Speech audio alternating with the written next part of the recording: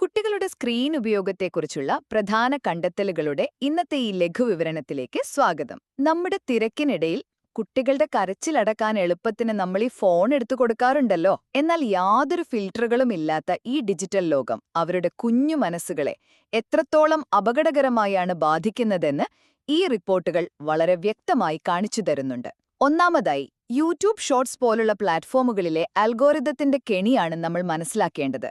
നോക്കൂ, കുട്ടികൾ അവർക്കിഷ്ടമുള്ളത് തിരഞ്ഞെടുക്കുകയല്ല ഇവിടെ നടക്കുന്നത്.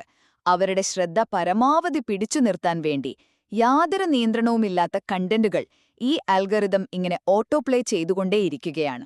വഴിയിൽ കാണുന്ന അപരിചിതനായ ഒരാൾ നമ്മുടെ കുട്ടിക്ക് എന്തെങ്കിലും കേടായ ഭക്ഷണം കൊടുക്കാൻ നമ്മൾ ഒരിക്കലും അനുവദിക്കില്ലല്ലോ. എങ്കിൽ പിന്നെ യാതൊരു ഫിൽറ്ററുമില്ലാത്ത ഈ അൽഗോരിതത്തിന് കുട്ടികളെ നമ്മൾ എന്തിനു വിട്ടുകൊടുക്കണം? രണ്ടാമതായി, ഇത്തരം വീഡിയോകൾ കുട്ടികളിലുണ്ടാക്കുന്ന ഗുരുതരമായ സ്വഭാവമാറ്റങ്ങളാണ്. ഇങ്ങനെ അനന്തമായി സ്ക്രോൾ ചെയ്യുമ്പോൾ കിട്ടുന്ന ഒരു താൽക്കാലിക സന്തോഷം കുട്ടികളിൽ ശ്രദ്ധക്കുറവിനും അകാരണമായ ദേഷ്യത്തിനും കാരണമാകുന്നുണ്ടെന്നാണ് പഠനങ്ങൾ പറയുന്നത്. ലൈക്കുകൾക്കും അറ്റൻഷനും വേണ്ടി എന്തും കാണിക്കുന്നതാണ് കൂൾ എന്ന തെറ്റായ ചിന്തയും അതുപോലെ അകാലത്തിലുള്ള ലൈംഗികവൽക്കരണവും വളരെ പെട്ടെന്ന് തന്നെ അവരുടെ മനസ്സിലേക്ക് ഈ സ്ക്രീനിലൂടെ എത്തുന്നുണ്ട്. അവസാനമായി, ഇതിന് നമുക്ക് ചെയ്യാവുന്ന ചില പ്രായോഗിക പരിഹാരങ്ങൾ നോക്കാം. കുട്ടികൾക്ക് ഫോൺ കൊടുക്കുന്നത് പരമാവധി ഒഴിവാക്കുക. ഇനി കൊടുത്താൽ തന്നെ നമ്മുടെ കർശനമായ മേൽനോട്ടം ഉറപ്പാക്കുക. യൂട്യൂബ് ഹിസ്റ്ററിയും ഓട്ടോപ്ലേയും ഓഫ് ചെയ്യുക.